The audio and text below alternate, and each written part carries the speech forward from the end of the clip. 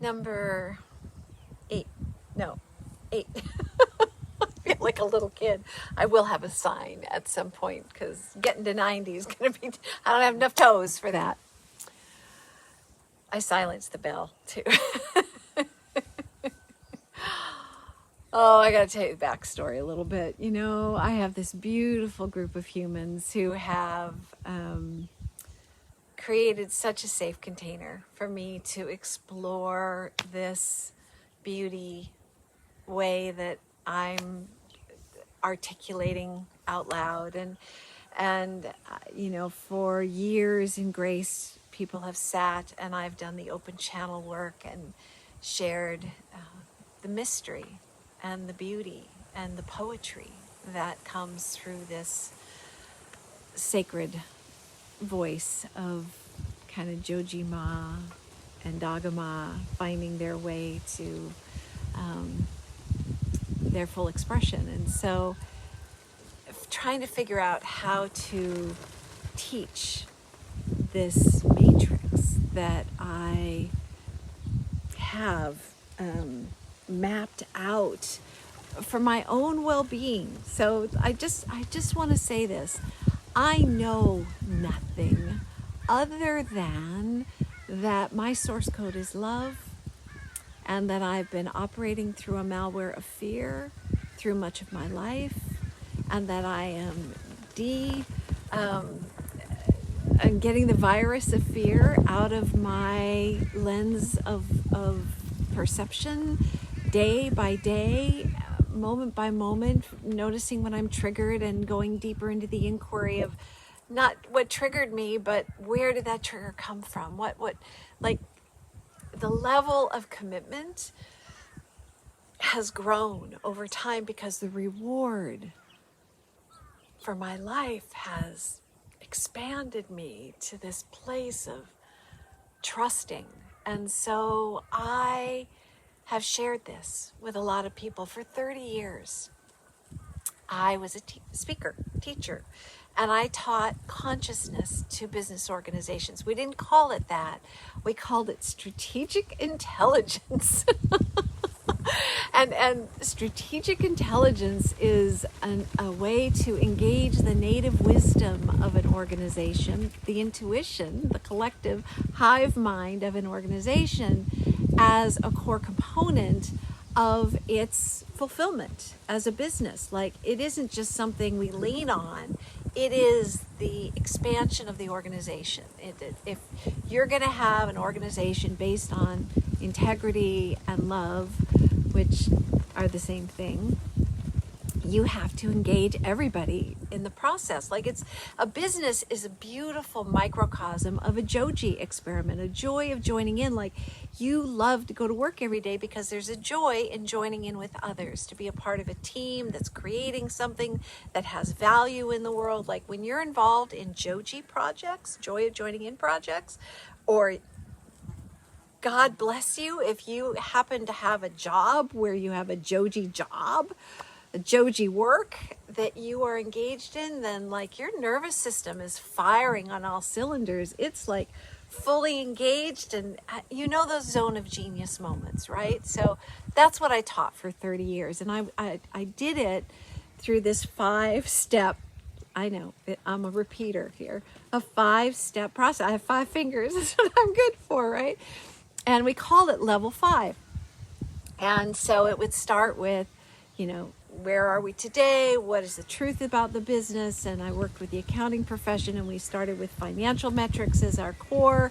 And then level 2 is, what are the implications of those metrics? What else should we be looking at as indicators of well-being or alignment, misalignment situations in the business?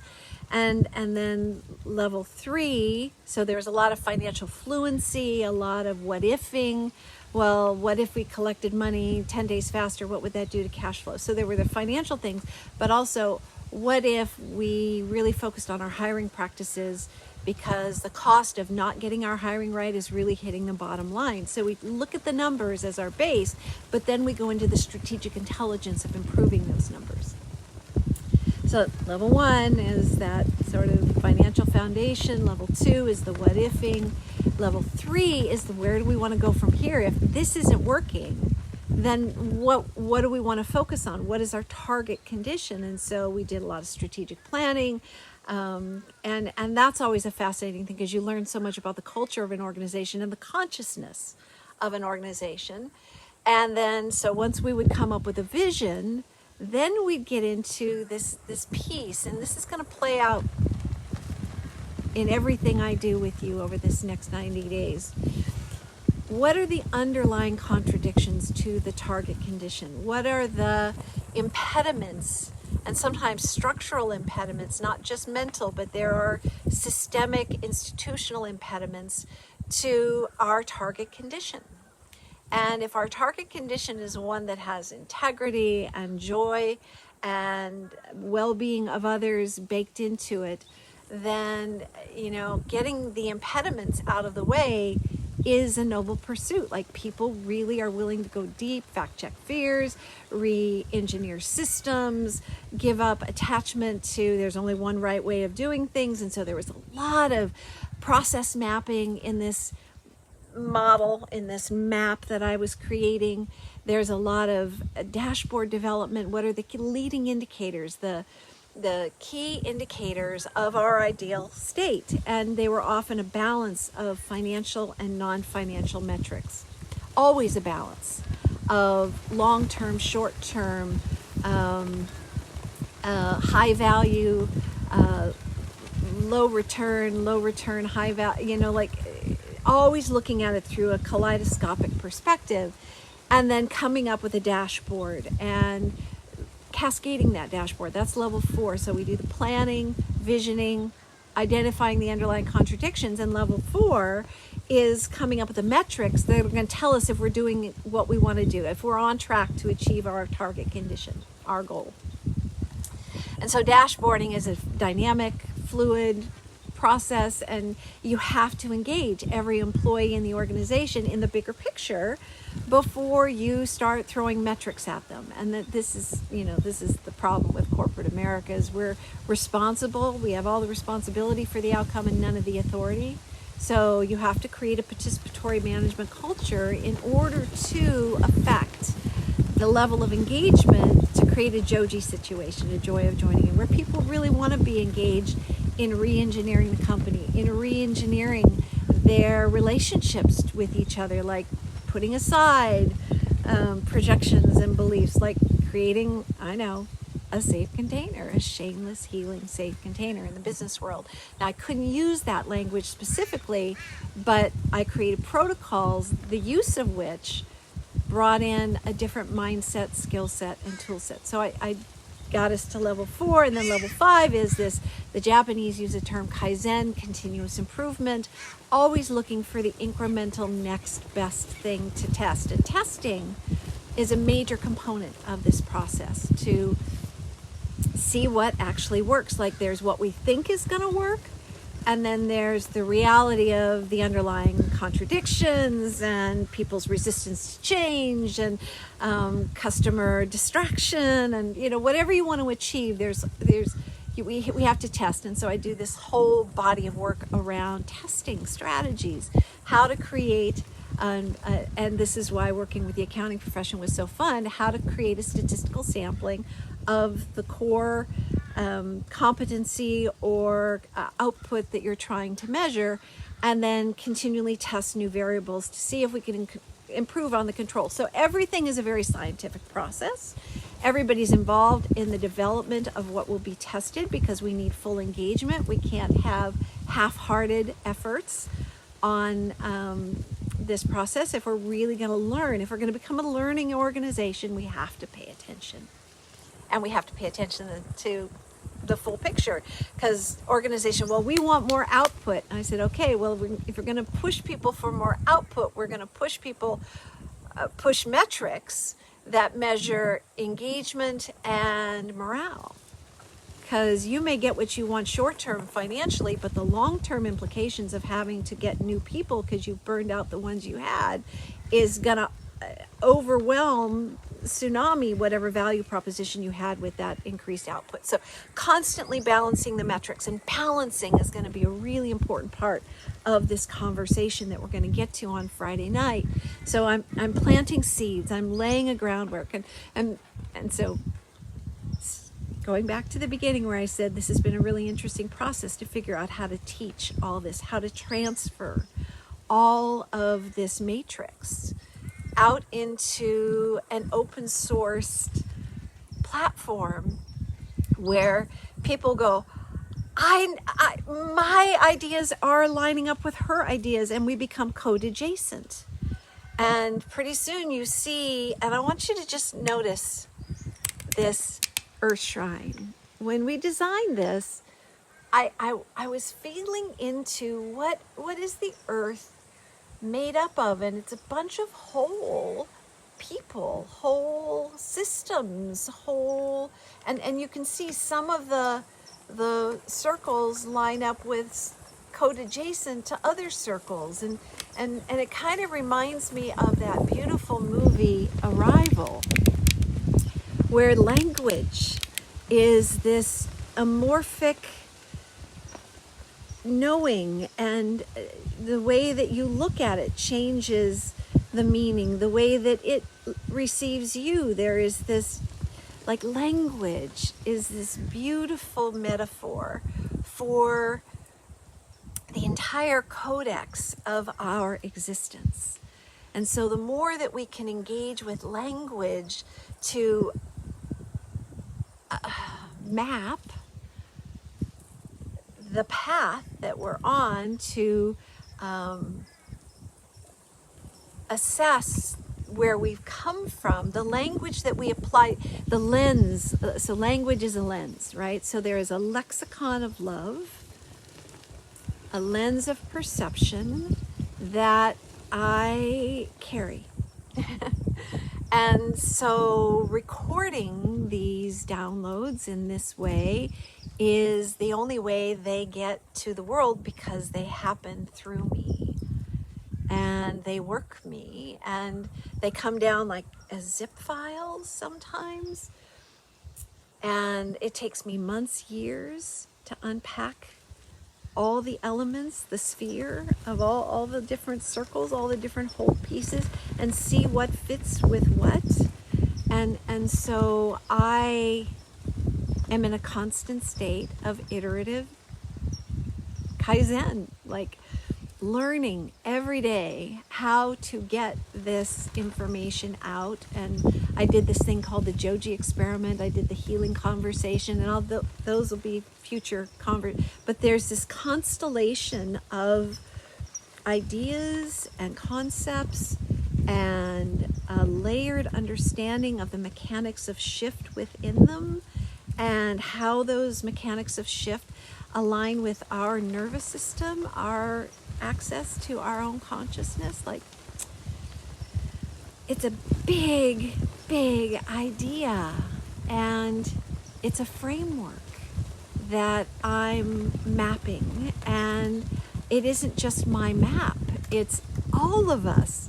Like, I just have one little piece of it, the piece that I practiced with for 30 years, teaching conscious organizations how to optimize their Joji, their joy of joining in. Joji becomes an engine of engagement, and the new story, the new capitalism, the economy of trust that we're building with each other is requiring a whole new language, a whole new lens of perception, a whole new lexicon, devoid of some of the more scarcity-oriented undertones, like winners and losers, and givers and makers and takers, and good and evil, and worthy and unworthy, and heaven and hell. These are all fear-based construct language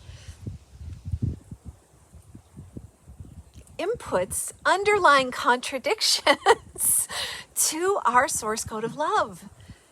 And so part of this beauty way that I am blessed to step into is a re-languaging of this moment, a re-engagement with our lens of perception, to see this moment as a birthing, right? I mentioned before the contractions that my son, I want to, I'm not suicidal, but I'm not sure I want to be here. He corrected me this weekend. He says, that's not accurate anymore, Mom. What is accurate is I'm hanging back. I'm just not giving as much energy to people, places, and things, which feels like I'm disconnected from the old story.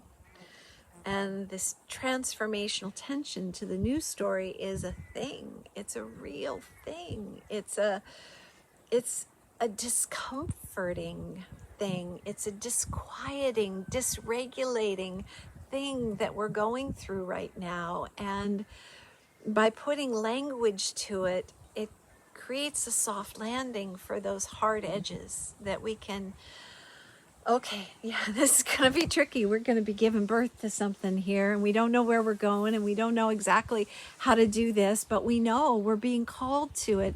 There's a beckoning in the becoming of who we are, and the reckoning in that beckoning is this underlying contradictions piece of the puzzle that we're going to be constantly looking at. Do I love myself enough to heal? If not, why not? What are the underlying contradictions? And I went deep, deep, deep, deep, deep to the leading indicators, the lead dominoes of this poor output to my human experience.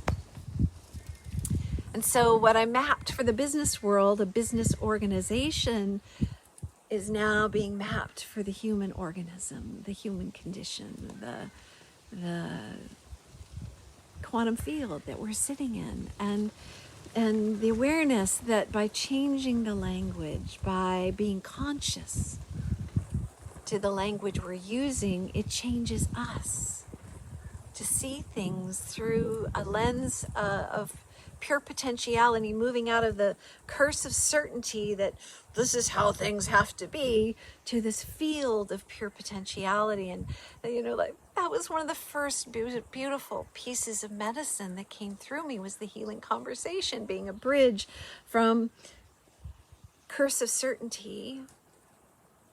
God is vengeful, angry, we should be fearful of God view of things, to this pure potentiality that we are divine beings here to come into our own enlightenment. I get asked a lot, what is enlightenment? And I have no idea what it is for anybody else.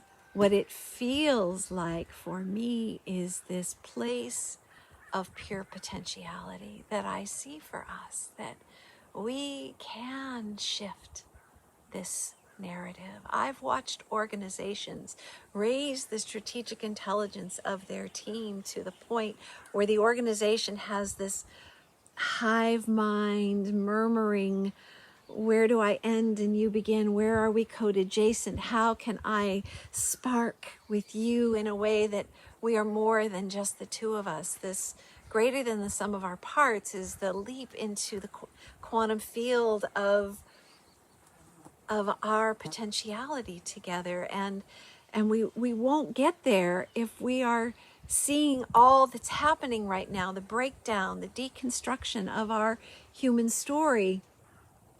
If we see it through the lens of fear, we are going to scream and clench our fists and try and not give birth to this new thing. And yet in exhaustion, we will end up giving birth to this thing, or we can breathe with this thing together. And I'm going to talk to you so much about breath. And right now, I'm just going to tell you that you'll hear a tone go off every once in a while in these recordings. And it's not going to sound like an iPhone or an Android. It's got a 528 hertz tone. And it's at the top of every hour. And it is an invitation for the world to slow down and take a breath together, to curl up with our life and just co-regulate our nervous systems together. We have so much, we can't even begin to imagine what's possible for us. That field of pure potentiality is got to get through the cynicism, the pessimism, the wounded child, the limiting beliefs, the fears that we've taken on from our parents and their parents and society. There's a wonderful movie. I'm going to do a movie night here with my youth elder group called The Lottery of Birth. And that'll be the 8th of July. And so maybe we'll have some kind of a gathering online around that. And so I want you to look and see. I think it's Hulu. I haven't looked it up, but it's out there. It might even be free on YouTube by now. But I'll find it, and you'll find it. And you'll understand what I'm saying here is 99% of what we believe is true comes from when and where we were born. Period. And unless we're willing to engage with all the underlying contradictions in what we were brought into in our set and setting, we are never going to reach our full potential as a human species who's closed the gap on knowing better and doing better. Because here's the pain we're in. The dysregulation, the nervous system hang back because life is really hard to engage with right now. This place of free will to choose this lens of perception is within us, is our divine yes, consent to the human experience. So we don't just consent to the hard stuff and see it through grace and find the forgiveness and the acceptance and the appreciation and the allowance and give it the attention it needs. Like we can love things when they're really hard. You know what the harder part of this ascension is? Loving the ease of it. Like, why do we work so hard against our own enlightened self-interest? Why do we allow the underlying contradictions to our well-being to remain the status quo?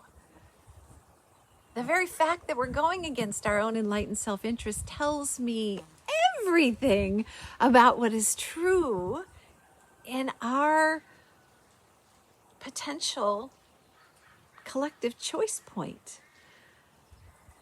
Dr. Hawkins, who I'll talk more about later, says that if 15% of us are above a certain vibrational frequency in the population, that is enough to echo, to butterfly effect, to breathe the whole rest of the world into a co-regulated state of coherence. 15%. Dr. Chenoweth, a professor who did a TED Talk, you can look her up, on resistance movements. She said, we studied countries that had major regions, that had major shifts of consciousness, my languaging, but her business, secular conversation.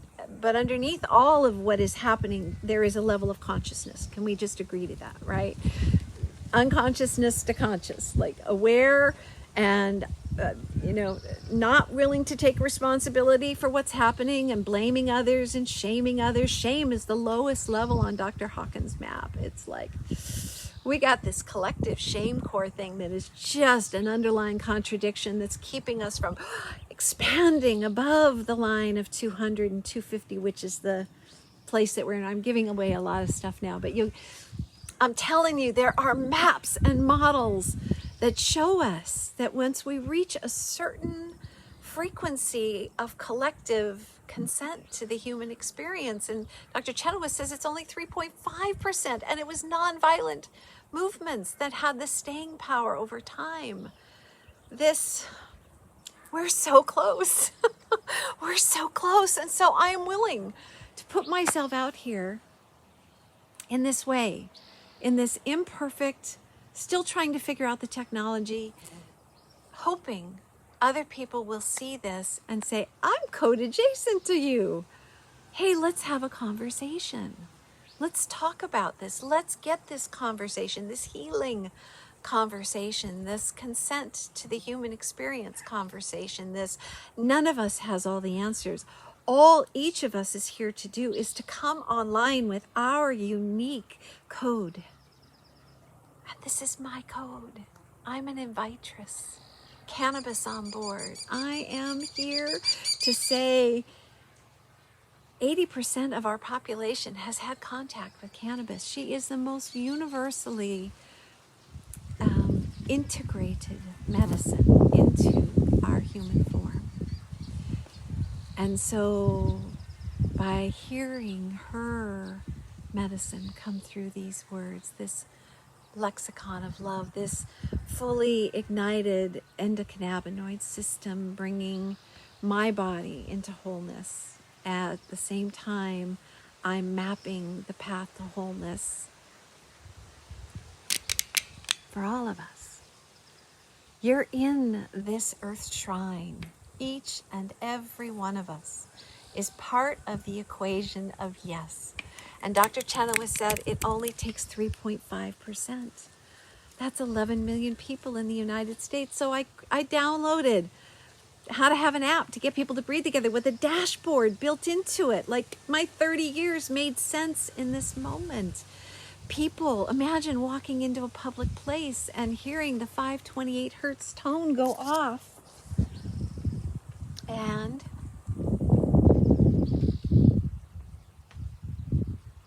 it goes off on your phone. And it goes off on somebody else's phone. And you take a moment and you have a breath with that beautiful morpho butterfly, that beautiful morpho butterfly. That's why this wanted to come in today. These are sustainably harvested dead morphos in a sanctuary butterfly earrings. Just want to make sure you understand that.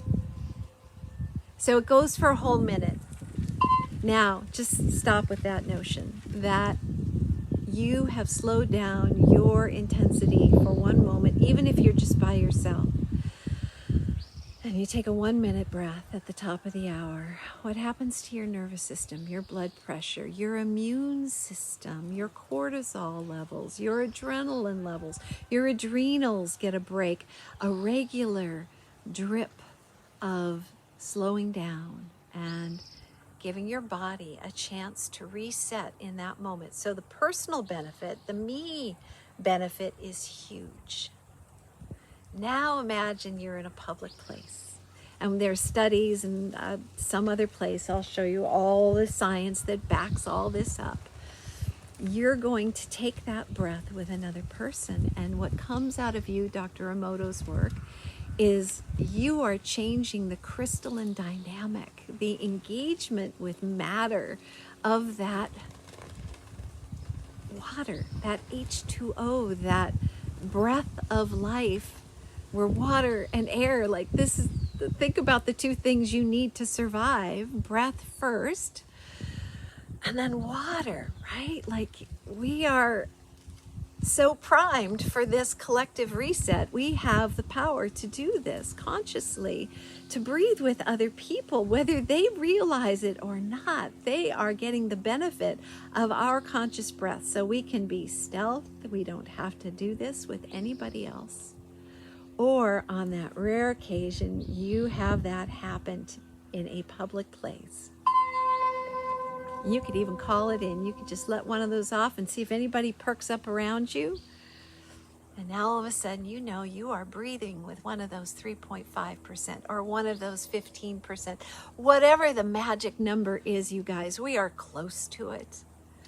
We are at a time when the Schumann resonance, the astrological alignment, the truth keepers, the wisdom keepers, the plant medicines, all the deck is stacked in our favor. Dr. Hawkins' map of consciousness reads as a map of ascension, but if you turn it on its side, it reads as a roadmap of inevitability, that we are arriving arrival, languaging our way out of the old construct. The storytellers will bring us home. Truth will become lies, lies will become truth. And storytellers, the storytellers coming at us from such a high frequency of yes, joyful yes, communal yes, barn raising, Joji project, build a Hope Temple, yes. I mean, now you understand what Hope Temple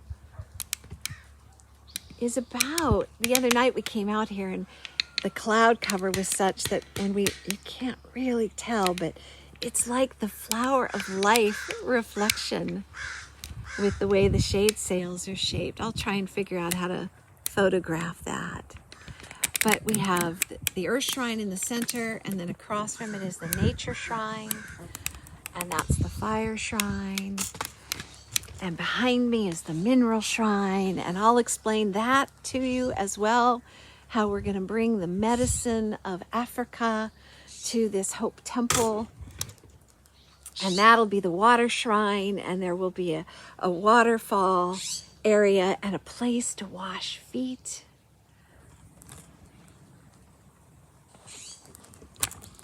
Because there's something to this Jesus guy.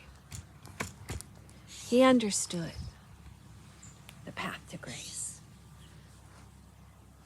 to exquisite grace, to excruciating grace.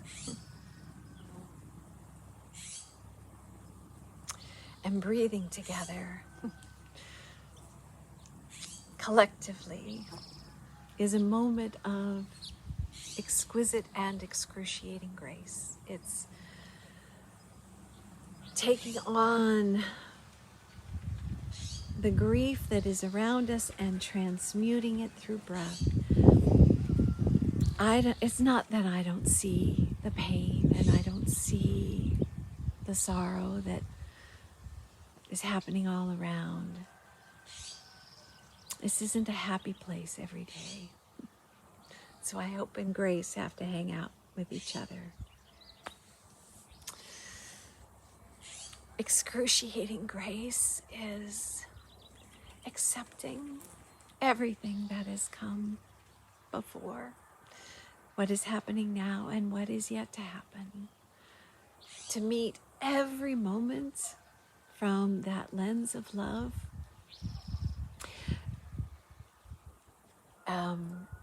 Can feel like hard work some days. And as my son said, you just want to hang back because it's hard. It can be really hard. And so have those days. Have those tender days. Go ahead and feel all the feels, because you know what? We signed up for all of this. I mean, we get to make up whatever story we want about this human existence, because let's face it, we really don't know for sure, for sure. Our rational mind needs some certainty to have the full spectrum experience, to have forgotten who we are and come into the wholeness of remembering who we are. We have to have really forgotten. Like there's this amnesia thing is really hard work some days, but there's also those days where the magic happens and the Joji happens, and that last 10%, that 90-10 rule, that last 10%, we have to walk each other home. And so we have to have maps. We have to have language, a lexicon. And so for 30 years, level 5 was a lexicon of Joji in business. And the 5 movements of the Shameless Healing Bridge is what we're going to go into on Friday night. And it starts with an invitation. And I guess that's what this transmission today, number 8, wanted to be, is a full spectrum invitation to this conversation, and to reach out to me and say, I want to be part of this conversation.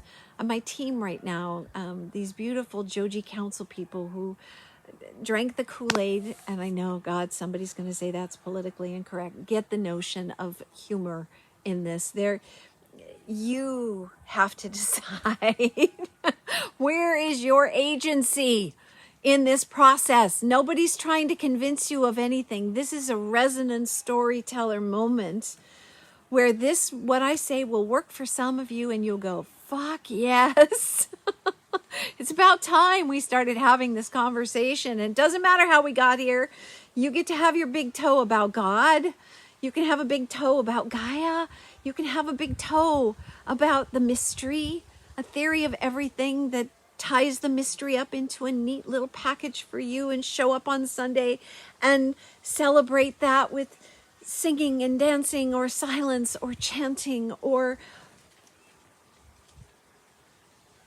celebrating, consenting to life. That's what Jesus wanted to bring us to. That's what Muhammad and Allah and all the great teachers, and they showed us their maps. That's just their maps.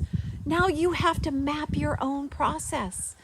You have to see what they went through this more mythical construction process, this matrix of understanding that each of them shared their codes. Now we are being invited to each of us share our codes. Look at how many TikToks and reels and shorts and movies. The storytellers are coming out of the woodwork right now to bring that resonance of our source code to language, to recontextualize this moment of shift, the birth from the caterpillar to the butterfly, the imaginal buds, our initial codes, meeting innocence and wisdom in the same breath of awareness, healed from the woundology of our story, the blaming and gaming, the shaming that keeps us in this negative reinforcing spiral, as Dr. Hawkins shared with us, to break out of that momentum of fear, because it has a grip, it has a vicious repeating negative, reinforcing, all keeping us locked into this collective shame core. This good, bad, heaven, hell, worthy bullshit. Degrees of glory. Get your own planet. This is our own planet. This is Kolob. That's Mormon for the thing you get, the reward, right? The heaven. The fact that we can engage with the word heaven. And when I say, what does heaven on earth feel like? And we have language for that. We have capacity to imagine its potentiality within us. We therefore have the quantum medicine to create it.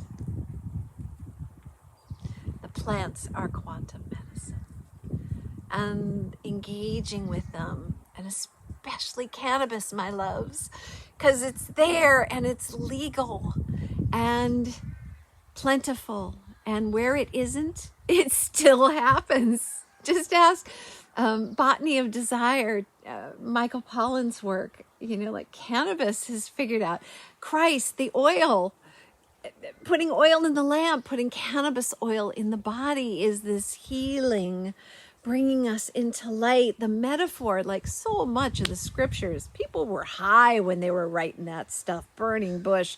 Like psychedelics have been with us from the start. So let's recontextualize all of those teachings through this lens of metaphor, not literal. They were never meant to be. Storytellers are not literal. They are expanders of ideas, expanders of languaging, expanders of nuance. And everything below 200 is black and white and good and evil and right and wrong and shame and blame. And then the gamesmanship of scarcity. Man, we are hurting ourselves. And we know better. That's why it's so painful right now. Because we're not doing better. But here's the deal. We are doing better. We are doing better. We are. All the metrics of shift are there. And so we're going to measure them together. We're going to code adjacent them together. We're going to open source this new story. Because if you think your codes are yours to get some patent or idea on, you are stuck in the old story. You have an underlying contradiction to your light. So that's why I'm doing this for free. I don't need money. I need breath.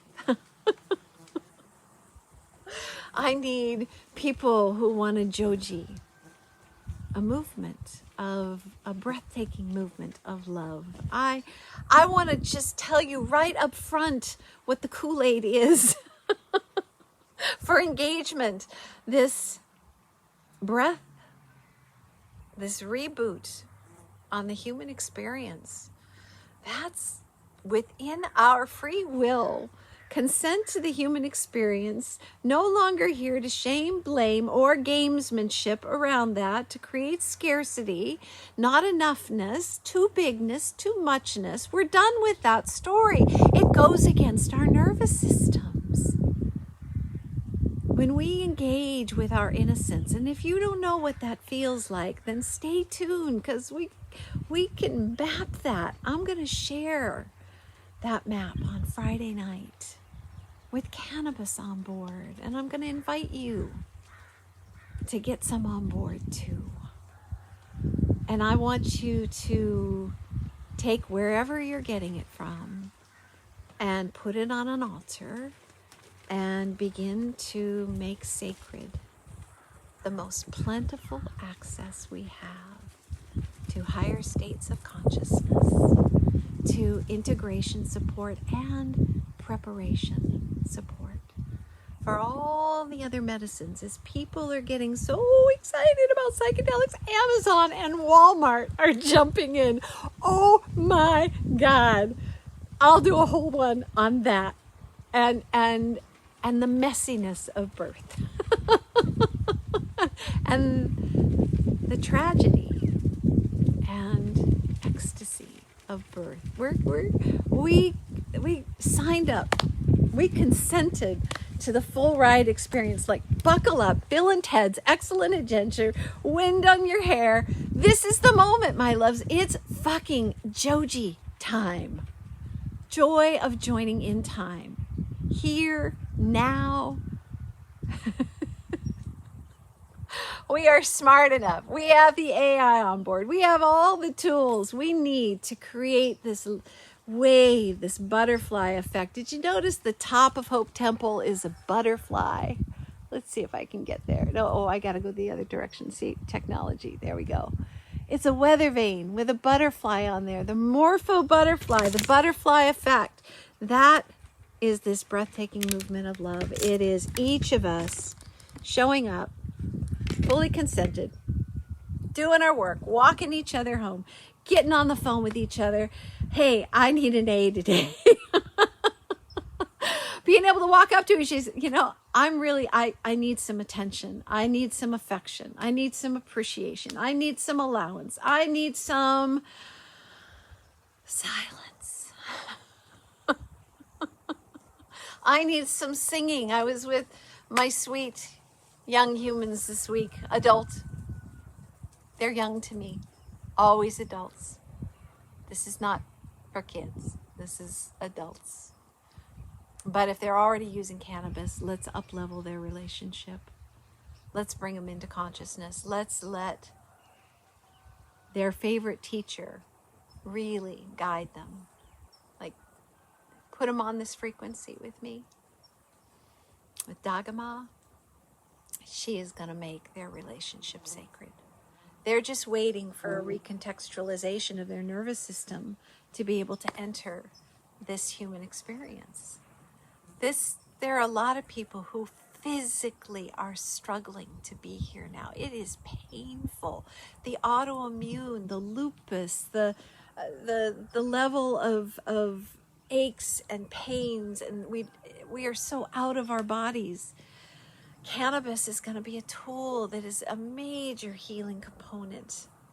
Like when I had to have my knee done, oh, that's in a whole other story. It's 6 weeks of ceremony. I think that's why I'm giving myself 90 days. My body's hurting a lot right now. So sitting out here every day and moving in grace, eating better, sitting quietly, not rushing, just sitting with people and having high frequency conversations. My body is really craving that. As we're going through this DNA shift, this physical ascension symptoms, and I know it's all very woo, so don't, just bite into the part of the big toe, the big apple, however you hold your mystery. And we're all going to do it differently. Some have a very religious orientation to the mystery. Some have a more what we would call spiritual. Some have a more animism, naturalism, organism, scientificism lens of how all the mystery folds together. What is clear is there is a connective container space that we all operate from that is wiser than all of our lenses put together. So rather than fight with each other about whose lens is right, we will never agree. I know, I was Christian. I taught Sunday school. I was all the way down the road of come on down, let's recruit them, get them in, souls to the church, and missionaries. Oh my God, the Mormons are so big on missionary work. I was converted by a missionary, right? See, we want to be converted to the big idea. We've been looking for the big idea all kinds of places out there. And the big idea is like the biggest, the one we can't believe in because it's too fantastical that we collectively could choose to create heaven on earth. Like, oh man, she is so high. She's so high. How fucking sure could she be about that? Like the cynicism. I know because I had it too. That's my point. Oh, that's my point. Is this walking each other home point. The cynicism is the heaviest lift. Two parts of the Joji experiment. I take a metric at the beginning. Oh, I'm going to stop.